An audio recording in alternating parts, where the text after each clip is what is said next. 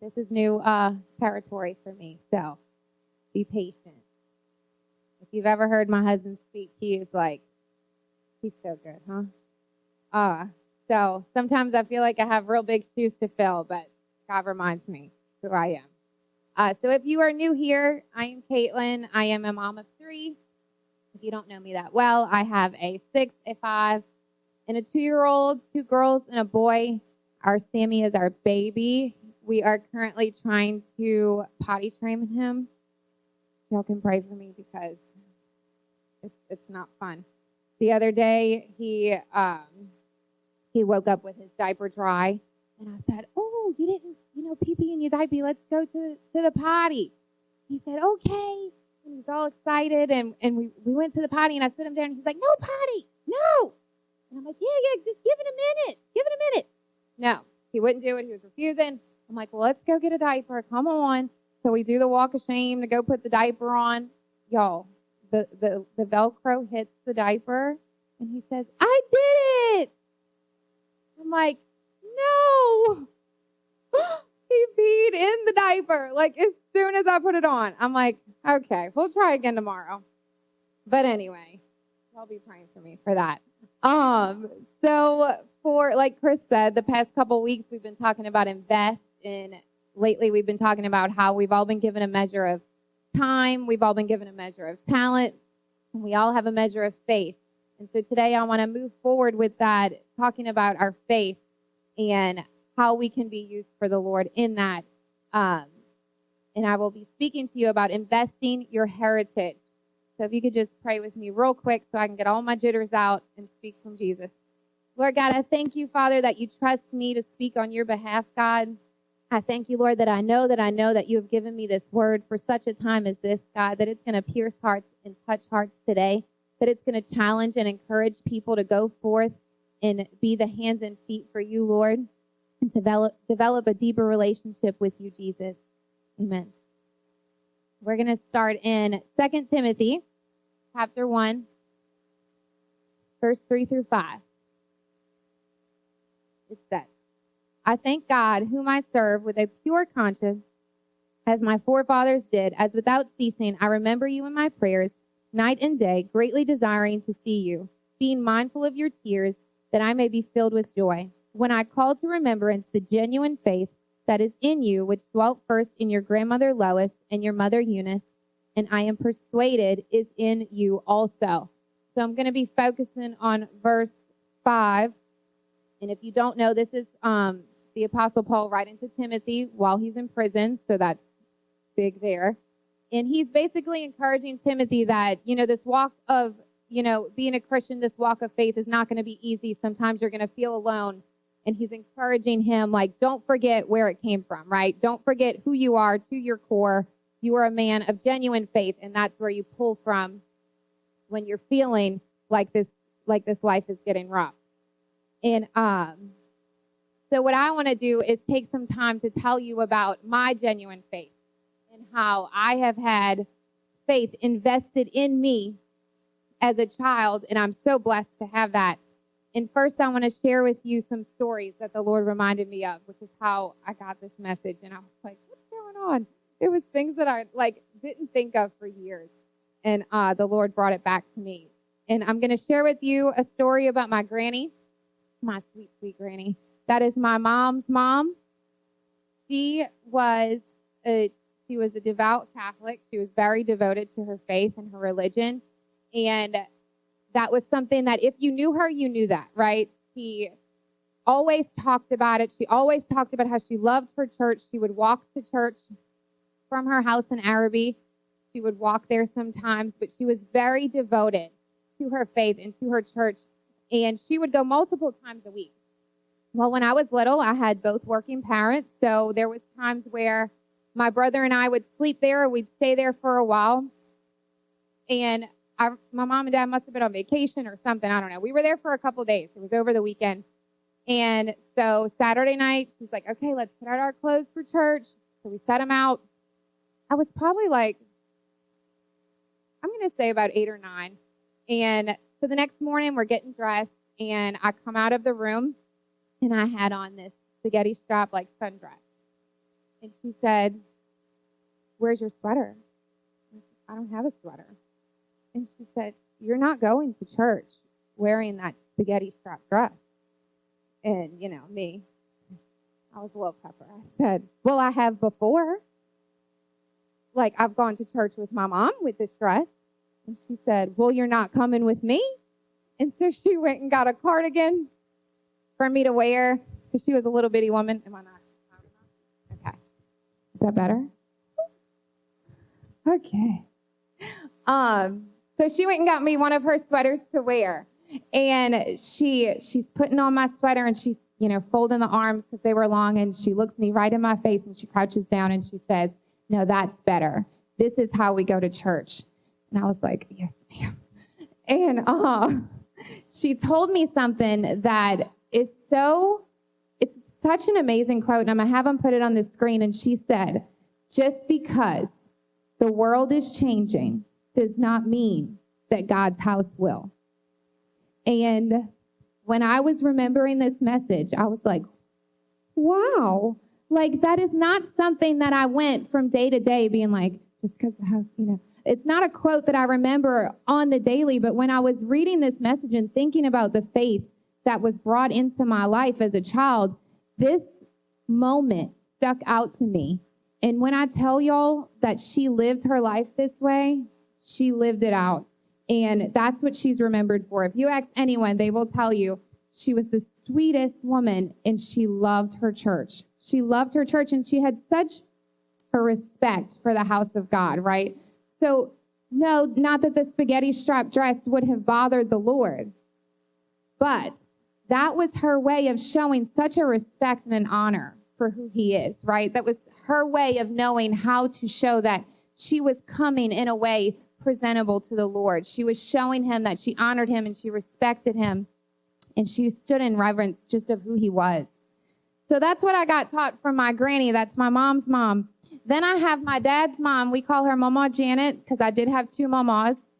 My dad's parents were remarried.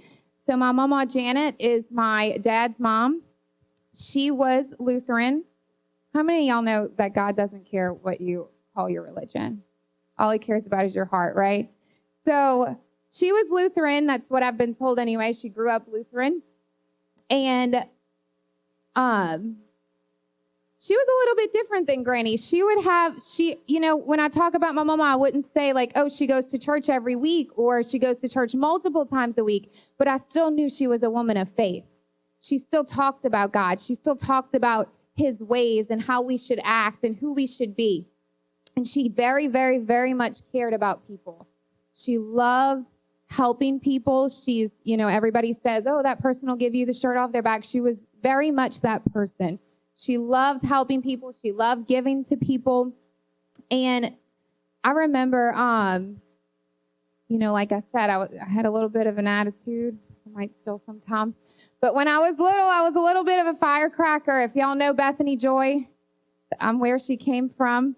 I really was her.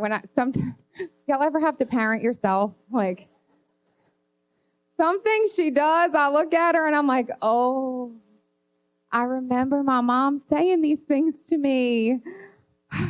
She's so fun. I was fun to parent. Anyway, so my mama, maybe when I was having those hard times or we'd be over there with my mom and dad and I wouldn't be listening or she'd probably realize that, my mom had to say something multiple times before I'd listen. She'd call me over real close and she'd say, "Katie girl," and she'd call me real close and she'd say, "You need to listen to your mommy and daddy." Okay. Okay. But she called me real close. She made sure she was real intimate with me. And what she was doing was reminding me who I was. I am a good girl. I can be a good listener, right? She made sure I knew I was loved first. She brought me in real close. And then she told me to still go out and do what I was supposed to do. And we also, I remember my mama passed pretty early on in my life when I was a senior in high school. But I remember growing up, we didn't visit my mama's house as often as my granny's house. But when I did, I recall I'd have these long conversations with her at her table. She loved to play computer games, and she'd let me play on her computer, and she loved to play dominoes. She's who taught me how to play that. And we'd have deep conversations at her kitchen table, and we'd often talk about angels. She loved angels, and we'd talk about how, they're everywhere. She would say, watch how you treat people, because they could always be an angel from heaven. And she truly, truly believed that we needed to be the hands and the feet of Jesus, that we needed to take care of those who had less than us, that we needed to care for those who maybe weren't as fortunate. We needed to really be the hands and feet of Jesus. So that's what I got from Mama Janet. Moving forward, so, they were my Lois, right? So in verse 5, he says, you got your genuine faith from your grandmother Lois. That's his second generation there. And then he says, and from your mother, Eunice. And from my mom, what I got is servanthood. When I think of my mom, I think about how my house was always available. And if people were coming, like if we were going to have a party, it was going to be a party. You were going to have the chip. You weren't going to leave hungry, and you weren't going to leave thirsty, and you weren't going to say you didn't have a good time. Like, she truly knew how to serve and be ready for anyone coming into our home, ready and willing to serve them. What do you need? Can I get you anything? Wanting to serve them. So I got from my mother, I got servanthood. And these are all great things that were invested into me growing up. And they really made an impact on who I am and who I grew up to be. But let me tell y'all, at 14, I told y'all I wasn't bad. I just had this, I'm going to do what I want to do type attitude about me. And nothing was going to stop me, and I was great, right? So at 14, I began high school. I chose to go to Andrew Jackson. I grew up Catholic. I went to St. Robert Bellarmine from pre-K through 8th grade. So when I chose to go to AJ, it was a big, big change for me. I went from Catholic school, very small, close-knit. Some would say I was in a little bubble. And then I went to public school, and I remember my first day. I was like, oh my gosh, what did I do? I should have went to Hannon with all my friends. I wouldn't have to talk to new people. I had a hard time. I remember I came home the first day, and I was like, Mom, somebody got in a fight. They hit someone. There was blood on the ground. I was petrified. But anyway, at 14, I started high school. And in my very first class, it was English class. And I met who y'all know as Pastor Adam. I also met my friend, Melanie Romero. And they invited me to church on my first week of high school. And they invited me to this church. And since it's a new school and I knew no one, I'm like, these are going to be my friends. So they're the only people who talk to me. This is what you get. So I came. So I came to church, and I didn't have this miraculous first-time eye-opening experience. But what I did have was the sense that something was different. And I felt the presence in a Wednesday night youth service, and it was just amazing. And it was loud, and I was like, y'all are nuts. And I was thinking to myself, Granny would be, she would think y'all are crazy. I couldn't wear a spaghetti strap dress, and y'all jumping up, screaming and shouting and jumping off the stage. It was a lot. Youth was crazy back then. So I come at 14, and as I started to come, I started to realize it was different, and I saw a whole new side of who God was, and I did eventually give my heart to the Lord. But what I did was I noticed that even though I had the faith from my granny and the faith from my mama and the faith from my parents invested in me, I still was incomplete. I still didn't have this fullness of who he was. I was still kind of searching. It wasn't tangible. I didn't really understand it. It was a great thing, and I did honor the church, and I did believe in miracles, but Jesus, relationship, I didn't really understand it. It was almost foreign. So what happened when I got saved and I gave my heart to the Lord is my eyes were literally opened, and my heart was opened, and he was no longer Jesus on the cross. He was no longer Jesus on a pedestal or on a statue. He was no longer far away.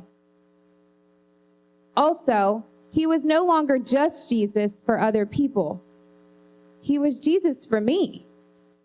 And that is, because even in servanthood, you can be a great servant. But if you don't believe that Jesus is for you, then we're not serving in our fullness. We're not giving in our fullness. We're not praising in our fullness. And I was thinking while I was worshiping how when I first came, worship was very foreign to how I grew up. And not everybody praises Jesus like this. And it's something that you almost have to slowly creep into, right? Like lifting your hands is a little bit uncomfortable. You feel a little bit weird. Like, what's going on? I don't know. But it is a form of honor and reverence of who he is. And when I developed that relationship and I gave my heart to Christ, that's when I started to get comfortable. Like, okay, I can raise my hands and honor him. I do respect him, so I want to honor him, right? It was a passion that I had. And, so now I no longer just knew things about him. I knew him. And I knew him in a whole new way. And it took off with me. And I do want to add this in because it's so important. I think that if I would have came and experienced these things and said, yeah, like, wow, that's really great. Now I have a relationship with Jesus, but then just went on about my life and never came back and never surrounded myself with people that also believe the same thing. See, because at that time, I began to get new friendships, right? Not that I didn't talk to the people I went to school with for years, but guess what? They weren't there. I was in a whole new world. And so I became really close to new friends, and all of them came here. I had a few friends that went to a church further down the road, and they all had this same faith. So we all had this same passion, like we want people to feel the way we feel, right? We want people to know this Jesus. So we were encouraging each other and we were lifting each other up. And it was a passion that really we couldn't be stopped. Our youth group just grew and grew and grew. And it became it was an awesome experience. And so this is something that I really, really try to do now as I live my life, is invest the same faith that is in me to my children. I want them to know that mommy and daddy don't just pastor a church. We love his people and we spend time with him. I don't want them to see us, just coming to church and then going home and living our lives. I want them to see us in the morning reading our word. I want them to see us when they speak something over themselves that isn't true and doesn't line up with the word, for me to say, no, that's not who you are. And we're going to pray right now and we're going to speak that off of you, right? They need to see the day in and the day out relationship with Jesus. And that's what people in your close circle need to see. They need to see the Jesus. And that's what I saw in my granny. And that's what I saw in my mama. They didn't have to say these quotes to me every day. It's not something that they spoke over me. Those were one time. Well, my mama's was a little more, but something she said a lot. But my granny said that one time. And it was buried so deep in me that it didn't come up in my memory until I was preparing this message. And it's because she lived it, right? It's because I saw it. I saw her consistency. I saw her going. I saw her never giving up. I saw her faith. I saw her pressing in. My mama used to work at Tags down here. It's her family's business. And she used to let these, I say steal, but I'm sure she paid for it, sixlets out of the drawer next to her cash register. And she'd say, here, just take a few. Don't tell anybody that I gave you this chocolate. And, but I don't know why I was there. Maybe my dad was there. I don't know. A little bit vague. Anyway, I was there and I would see how she would treat people. And y'all, I'm sure she didn't know these people, but everybody that walked in was like her best friend. Hey, hi. And there's some people she did know, but she greeted everyone. She lived that life of, they might be an angel, so guess what? I'm going to treat them like they are, right? They might be sent from God, so I'm going to treat them like they are. And I saw this life being lived out. And that's what I want to do with my children. And that's what I hope I did a good job with it during youth ministry, where I feel like I live this life of just pouring in, right? We should live a life of pouring into people. So I want to talk about 3 things in particular about how we can practically invest our heritage. How do we do this? How do we live this life and actually invest this faith and invest our heritage and what's been passed into us? How can we pass it to the next generation? And the first thing I want to talk about is we need to stay devoted to the Lord. We need to stay devoted to the Lord. We cannot expect to live in a way that lines up with the word if we don't have a personal devotion, if we don't have personal time with Jesus. I cannot pass something on that I don't take care of. I cannot give something that I don't allow to grow. I don't want to hand something on to my children that's the same size and the same faith as when I first received it, right? I want it to be bigger. And I want them to be able to stand up and say, you know what, I saw my mom have a faith like this, and then by the time she died, it was so big and it was so crazy, and I watched her grow in it. And think about when people pass away and you get, an heirloom or something. If they wouldn't have, number one, if they didn't think it was precious to them, they wouldn't have given it to anyone. They wouldn't have passed it on. But if they didn't first take care of it, they wouldn't have it to give to you. So we need to take care of our faith. We need to stay devoted in Jesus. We need to read our word. We need to pray. We need to stay consistent in it. And the second thing is we need to stay transparent. This is a big one. This is such a big one. We need to stay transparent, not only with ourselves and God, but with other people, right? The women in my life group, I've been doing a life group for Sammy's 2, so probably about 2 years, a little bit under 2 years. They see my weaknesses. I feel like you can ask any of them. They see my shortcomings. They hear stories because, y'all know life group's in the middle of the week. Monday is not always great, and my group is on Tuesday, okay? So sometimes before I start, I'm like, y'all, pray for me because I've had a week. And they're like, it's Tuesday. I'm like, I've had a week, okay? So we need to be transparent. People need to be able to see that we're not this pedestal Christian. We're not this person that does no wrong. We're not this person that don't struggle through things. We need to be transparent. The world doesn't,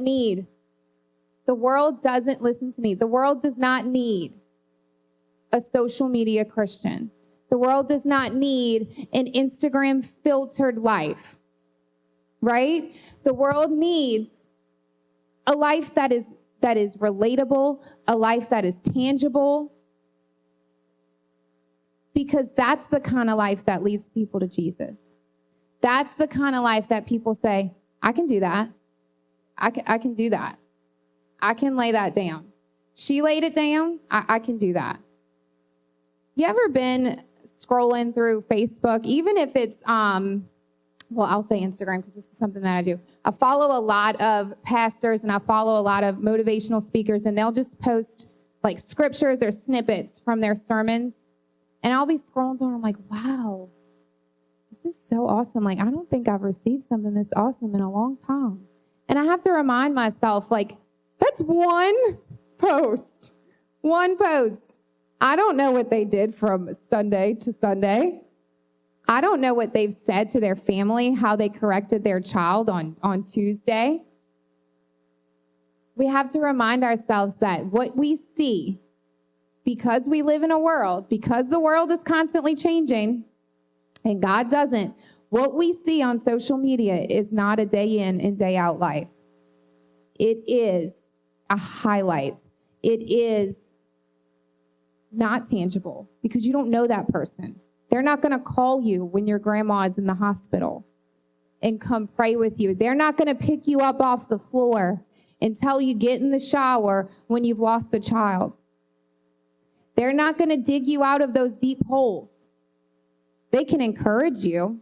They can challenge you, but they're not going to be there in that everyday life. We have to remember that we need to be transparent. We have to let people see us walk through our weakness.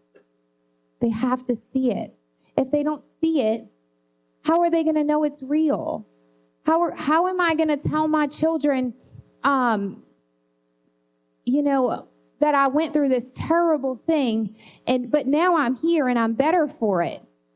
I'm here and I'm better for it, and I've learned things along the way. If they don't see me walk through it, if they don't see me, crying out in despair, if they don't see me seeking the Lord, if they don't see my life group women coming into my home and me welcoming them and me feeding them and them saying, who's this person? I'm like, I don't know. She's new here today. And they're like, why is she in our kitchen? I'm like, because our kitchen is their kitchen. Like, these are things that happen in my house. And they need to be able to see us living that life for Jesus. And our third thing is to stay consistent. Stay consistent. We can't only live this life. We can't only fight this good fight of Christian faith when it's easy.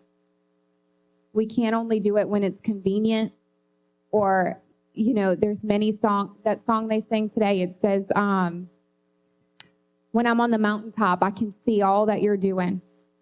I can see it all, and I can see that it's good. Right? Consistency is what gets us to the mountaintop. Nobody's climbed a mountain without being consistent to get there. They may have fallen. I mean, if you like YouTube or know any like hardcore hikers, they, get injuries. They have to wrap them. They bring first aid kits. Like, it's not an easy hike to the mountain, but it's a consistent one. You may have to take a break. You may have to say, I need to spend some more time with the Lord. I need to set aside some time for me.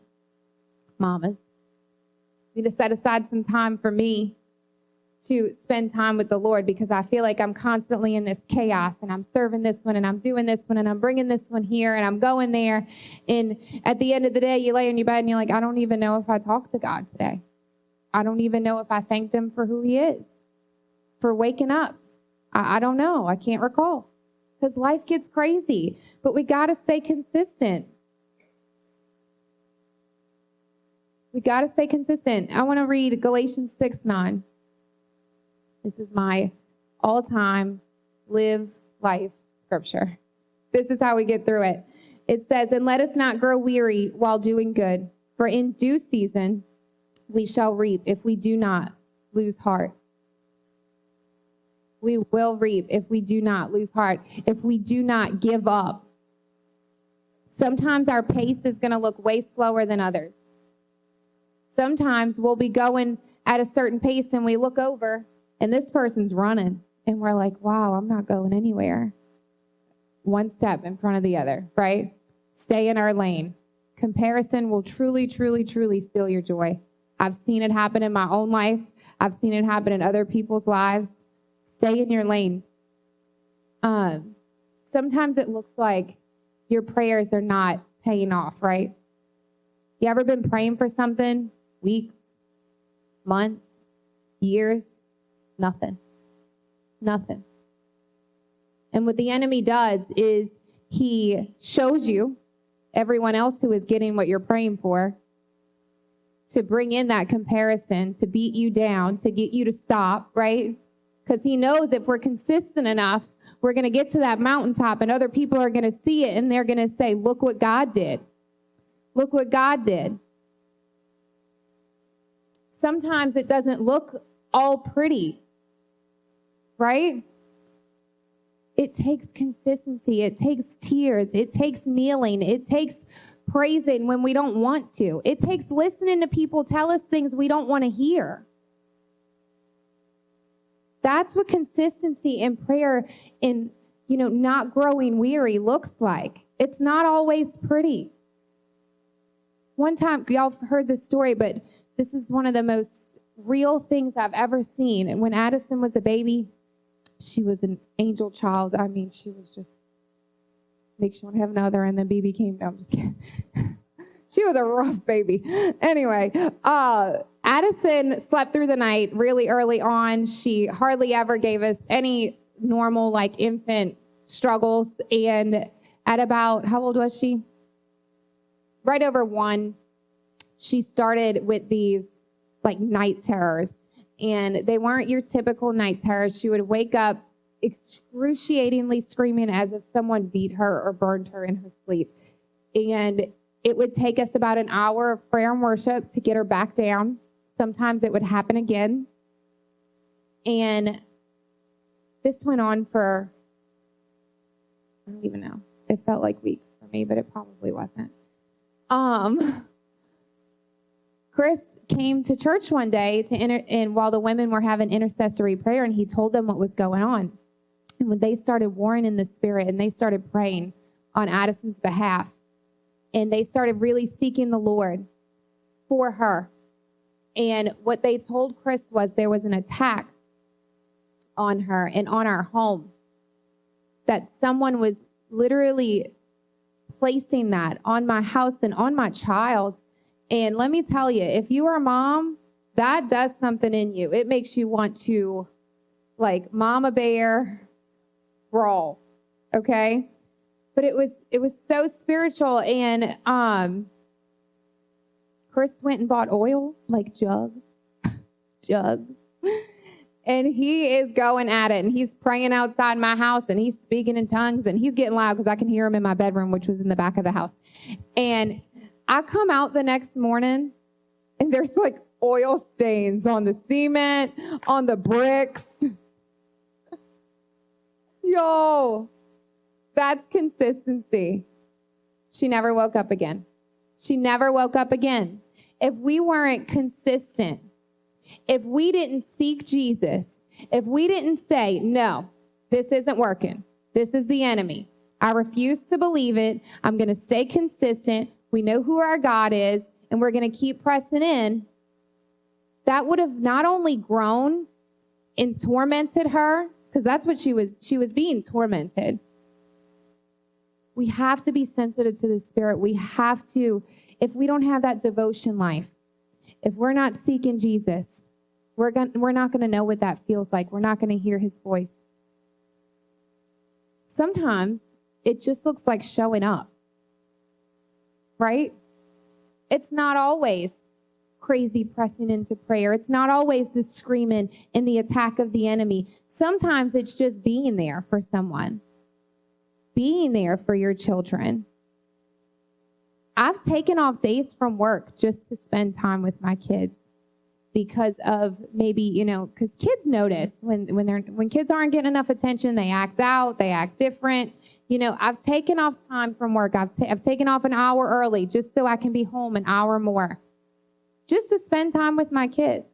To someone else, that's just me leaving work early, and that's nothing. To me, that's time. That's time investing into my children, saying, I'm present and I'm here. What do you want to do today? Right? We all need a little time with other people. We all need to feel that love. So it doesn't always look the same, but it all has the same purpose. It all has the same purpose, and that is investing our faith and investing our Jesus that we know into the next generation. And one last thing before I close, I want to talk to y'all about Ruth, the book of Ruth. And I've read the book of Ruth a few times. It's very short. So if you ever want to read a whole book in the Bible and say that you can check that off your list, that's one to go to. But in the book of Ruth, just to quickly recap, Naomi, which is Ruth's mother-in-law, she leaves the land of Judah to go to Moab because their land is in famine, and her husband dies and her two sons die, okay? Ruth is her daughter-in-law. So after some time there, she hears that her land where she's from is no longer in a famine, and she decides she's going to go back because her husband isn't there, her sons aren't there. There's nothing for her there. And I'm assuming she had no grandchildren there because she probably wouldn't have left. So she tells her daughter-in-laws, because it's her only family in this land, she says, I'm going to go back. I'm going to go back to the land of Judah because I do have, my people are there, right? I need to surround myself with my people. And so they're like, we're coming.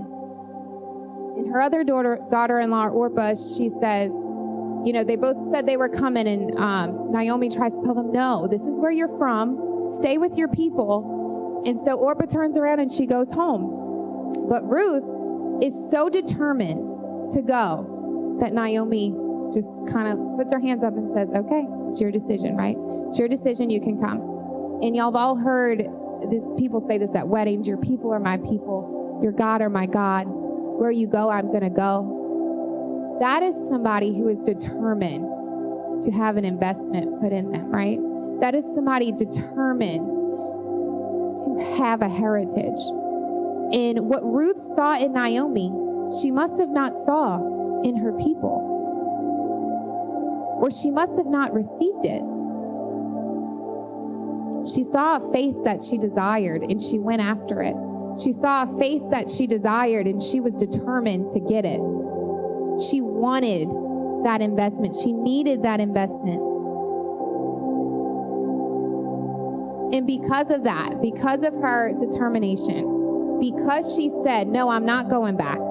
This is what I need. This is what I want. I'm going. Because of that, her heritage produced King David, which then produced Jesus. What if she would have turned around? What if she would have said, okay, I guess I'll go back to what I've always known. Okay. She was determined to have that faith put into her. She wanted it. She longed for it. And, I was very blessed to have that investment in my life as a child. I was very blessed to have that faith put in me. But some people here, you may feel like Ruth. And you may feel like, well, I didn't have that. I didn't have a granny. I didn't have a mama. I didn't have a good mama. I had exact opposite. Or maybe you feel like what was invested in you is not something you want. Are you determined to go after it? Are you determined to say, I need Jesus? I need that investment. I want it to start with me. See, because from then on, after she was determined to go, she was the start. She was the start. That way down the line, Jesus came. How big of a faith? How big of a determination? She began that heritage, and she began that investment. And just like Ms. Darnell said earlier, where she was the first person in her family to give her life to the Lord, I was that person. Yes, I had faith-filled people in my life. Yes, I had all of those things I told you. But I didn't have that relationship. I didn't have that eye-opening, Jesus is for me and for me only, right? So if you are like Ruth today, I'd love to pray with you. I know there's people here. I know there's people here who have a heritage they want to pass down to you. So if everybody could bow their heads with me, I'm going to close.